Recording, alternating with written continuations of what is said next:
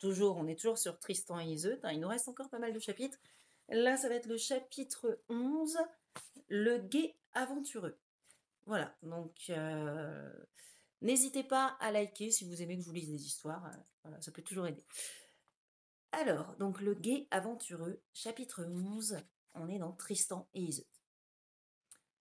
Marc fit éveiller son chapelain et lui tendit la lettre. Le clerc brisa la cire et salua d'abord le roi au nom de Tristan. Puis, ayant habilement déchiffré les paroles écrites, il lui rapporta ce que Tristan lui mandait. Marc l'écouta sans mot dire et se réjouissait en son cœur car il aimait encore la reine. Il convoqua nommément les plus prisés de ses barons. Et quand ils furent tous assemblés, ils firent silence et le roi parla. « Seigneur, j'ai reçu ce bref. Je suis roi sur vous, et vous êtes mes féaux. Écoutez les choses qui me sont mandées, puis conseillez-moi, je vous en requiers, puisque vous me devez le conseil. » Le chapelain se leva, délia le bref de ses deux mains, et debout devant le roi.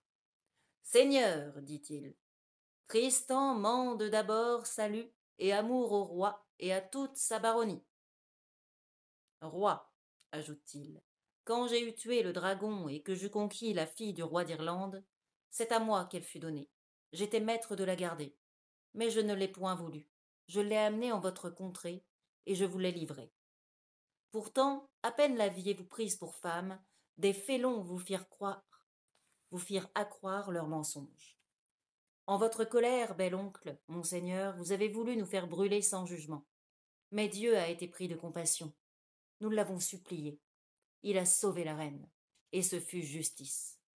Moi aussi, en me précipitant d'un rocher élevé, j'échappais par la puissance de Dieu. Qu'ai-je fait depuis que l'on puisse blâmer? La reine était livrée aux malades, je suis venu à sa rescousse. Je l'ai emportée. Pouvais-je donc manquer en ce besoin à celle qui avait failli mourir, innocente, à cause de moi? J'ai fui avec elle par les bois.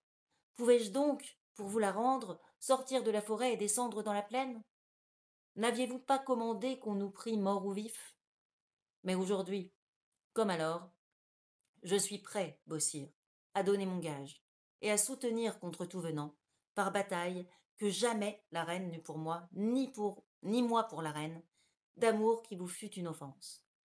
Ordonnez le combat, je ne récuse nul adversaire, et si je ne puis prouver mon droit, faites-moi brûler devant vos hommes. Mais si je triomphe et qu'il vous plaise de reprendre Iseut au clair visage, nul de vos barons ne vous servira mieux que moi. Si, au contraire, vous n'avez cure de mon service, je passerai la mer, j'irai m'offrir au roi de Gavois, ou au roi de Frise, et vous n'entendrez plus jamais parler de moi. Sire, prenez conseil, et si vous ne consentez à nul accord, je ramènerai Iseut en Irlande, où je l'ai prise. Elle sera reine en son pays. Quand les barons cornoyais entendirent que Tristan leur offrait la bataille, ils dirent tous au roi. Sire, reprends la reine, ce sont des insensés qui l'ont calomniée auprès de toi. Quant à Tristan, qu'il s'en aille. Ainsi qu'il l'offre, guerroyer en Gavois ou près du roi de Frise. Mande-lui de te ramener Iseut à tel jour et bientôt. Le roi demanda par 3 fois. Nul ne se lève-t-il pour accuser Tristan? Tous se taisaient. Alors il dit au chapelain.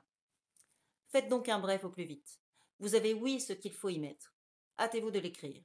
Iseut n'a que trop souffert en ses jeunes années, et que la charte soit suspendue à la branche de la Croix-Rouge avant ce soir. Faites vite. Il ajouta. Vous direz encore que je leur envoie à tous deux salut et amour. Vers la minuit, Tristan traversa la blanche lande, trouva le bref et l'apporta scellé à l'ermite au grain. L'ermite, lui, lut les lettres. Marc consentait sur le conseil de tous ses barons à reprendre Iseut, mais non à garder Tristan, comme soudoyé, comme soudoyé. Pour Tristan, il lui faudrait passer la mer. Quant à 3 jours de là, au guet aventureux, il aurait remis la reine entre les mains de Marc. Dieu, dit Tristan, quel deuil de vous perdre, ami. Il le faut pourtant, puisque la souffrance que vous supportiez à cause de moi, je puis maintenant vous l'épargner. Quand viendra l'instant de nous séparer, je vous donnerai un présent, gage de mon amour. Du pays inconnu où je vais, je vous enverrai un messager. Il me redira votre désir, ami. Et au premier appel de la terre lointaine, j'accourrai. Iseut soupira et dit.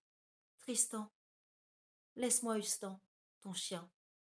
Jamais limier de prix n'aura été gardé à plus d'honneur. Quand je le verrai, je me souviendrai de toi, et je serai moins triste. Ami, j'ai un anneau de jaspe vert. Prends-le pour l'amour de moi, porte-le à ton doigt. Si jamais un messager prétend venir de ta part, je ne le croirai pas. Quoi qu'il fasse ou qu'il dise, tant qu'il ne m'aura pas montré cet anneau, Mais dès que je l'aurai vu, nul pouvoir, nulle défense royale ne m'empêcheront de faire ce que tu m'auras demandé, que ce soit sagesse ou folie. Amis, je vous donne Usdan. Amis, prenez cet anneau en récompense. Et tous deux se baisèrent sur les lèvres. Or, laissant les amants à l'ermitage, Augrain avait cheminé sur sa béquille jusqu'au mont.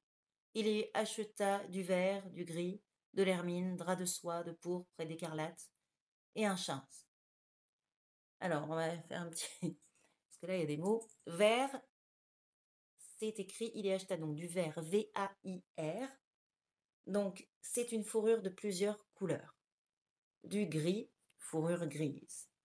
De l'hermine, fourrure blanche. Et un chintz, C-H-A-I-N-S-E,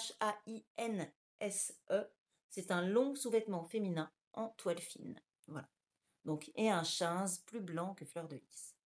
Et encore un palefroid, donc un palefroid cheval de parade. Un palefroid donc harnaché d'or qui allait l'amble doucement. L'amble, L'-A-M-B-L-E, c'est une allure d'un cheval qui lève en même temps les deux jambes du même côté. Voilà. Donc tous ces mots-là, c'est un petit peu compliqué.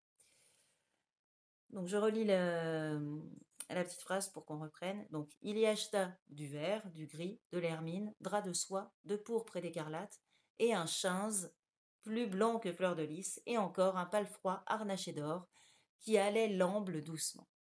Les gens riaient à le voir dispenser, pour ces achats étranges et magnifiques, ces deniers très longtemps amassés. Mais le vieil homme chargea sur le palefroid les riches étoffes et revint auprès d'Iseut. Reine, vos vêtements tombent en lambeaux. Acceptez ces présents afin que vous soyez plus belle le jour où vous irez au guet aventureux. Je crains qu'il ne vous déplaise. Je ne suis pas expert à choisir de tels atours. Pourtant, le roi faisait crier par la cornouaille la nouvelle qu'à 3 jours de là, au guet aventureux, il ferait accord avec la reine. Dames et chevaliers se rendirent en foule à cette assemblée. Tous désiraient revoir la reine Iseut. Tous l'aimaient, sauf les 3 félons qui survivaient encore. Mais de ces 3, l'un mourra par l'épée, l'autre périra transpercé par une flèche et l'autre noyé. Et quant au forestier Périnis, le franc, le blond, l'assommera à coups de bâton dans le bois. Ainsi Dieu qui est toute démesure vengera les amants de leurs ennemis. Au jour marqué pour l'assemblée au guet aventureux, la prairie brillait au loin, toute tendue et parée de riches tentes des barons. Dans la forêt, Tristan chevauchait avec Iseut, et par crainte d'une embûche, il avait revêtu son haubert sous ses haillons. Soudain, tous deux apparurent au seuil de la forêt, et virent au loin parmi les barons le roi Marc. « Ami, dit Tristan, voici le roi votre seigneur, ses chevaliers et ses soudoyés. Ils viennent vers nous. Dans un instant, nous ne pourrons plus nous parler. Par le Dieu puissant et glorieux, je vous conjure. Si jamais je vous adresse un message, faites ce que je vous demanderai. Ami, Tristan, dès que j'aurai revu l'anneau de jaspe, vert, ni tour, ni mur, ni fort château ne m'empêcheront de faire la volonté de mon ami. Iseut, Dieu t'en sache gré. Leurs 2 chevaux marchaient côte à côte. Il l'attira vers lui et la pressa entre ses bras. Ami, dit Iseut, entends ma dernière prière. Tu vas quitter ce pays. Attends du moins quelques jours. Cache-toi tant que tu saches comment me traite le roi, dans sa colère ou sa bonté. Je suis seule. Qui me défendra des félons? J'ai peur. Le forestier Ori t'hébergera secrètement. Glisse-toi la nuit jusqu'au cellier ruiné. J'y enverrai Périnis pour te dire si nul me maltraite. Ami, nul n'osera. Je resterai caché chez Ori. Quiconque te fera outrage, qu'il se garde de moi comme de l'ennemi. Les 2 troupes s'étaient assez rapprochées pour échanger leur salut. À une portée d'arc, en avant des siens, le roi chevauchait hardiment. Avec lui, Dinas de Lidan. Quand les barons l'eurent rejoint, Tristan, tenant par les rênes le palefroid d'Iseut, salua le roi et dit « Roi, je te rends Iseut la blonde. Devant les hommes de la terre, je te requiers de m'admettre à me défendre en ta cour. Jamais je n'ai été jugé. Fais que je me justifie par bataille. Vaincu, brûle-moi dans le soufre. Vainqueur, retiens-moi près de toi. Ou si tu ne veux pas me retenir, je m'en irai vers un pays lointain. Nul n'accepta le défi de Tristan. Alors, Marc prit à son tour le palefroid d'Iseut par les rênes, et la confiant à Dinas se mit à l'écart pour prendre conseil. Joyeux, Dinas fit à la reine main d'honneur et mainte courtoisie. Il lui ôta sa chape d'écarlate somptueuse, et son corps apparut gracieux sous la tunique fine et le grand bliot de soie. Et la reine sourit au souvenir du vieil ermite, qui n'avait pas épargné ses deniers. Sa robe est riche, ses membres délicats, ses yeux verts, ses cheveux clairs, comme des rayons de soleil. Quand les félons la virent belle et honorée comme jadis, irrités, ils chevauchèrent vers le roi. À ce moment, un baron, André de Nicole, s'efforçait de le persuader. Sire, disait-il, retiens Tristan près de toi. Tu seras grâce à lui un roi plus redouté.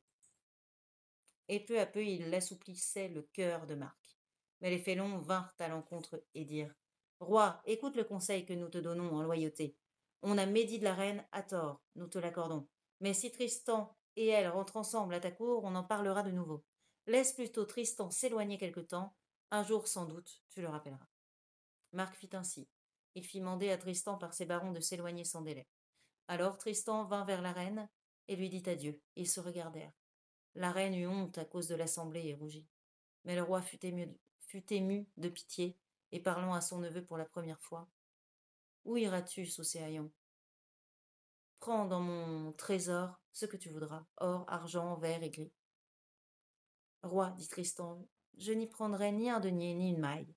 Comme je pourrais, j'irai servir à grand joie le riche roi de Frise. Il tourna bride et descendit vers la mer. Iseut le suivit du regard, et si longtemps qu'elle put l'apercevoir au loin, ne se détourna point. À la nouvelle de l'accord, grands et petits, hommes, femmes et enfants, accoururent en foule hors de la ville à la rencontre d'Iseut. Et menant grand deuil de l'exil de Tristan, ils faisaient fête à leur reine retrouvée. Au bruit des cloches, par les rues bien jonchées encourtinées de soie, le roi, les comtes et les princes lui firent cortège. Les portes du palais s'ouvrirent à tout venant. Riches et pauvres purent s'asseoir et manger pour célébrer le jour. Marc, ayant affranchi 100 de ses serfs, donna l'épée et le haubert à 20 bacheliers qu'il arma de sa main. Cependant, la nuit venue, Tristan, comme il l'avait promis à la reine, se glissa chez le forestier Ori, qui l'hébergea secrètement dans le cellier ruiné. Que les félons se gardent. Et voilà. La prochaine, voilà, il nous reste quand même pas mal de chapitres. Et voilà, donc ça, c'est toujours aussi palpitant quand même, c'est vraiment intéressant. Bonne journée, bon week-end de Pâques. Voilà.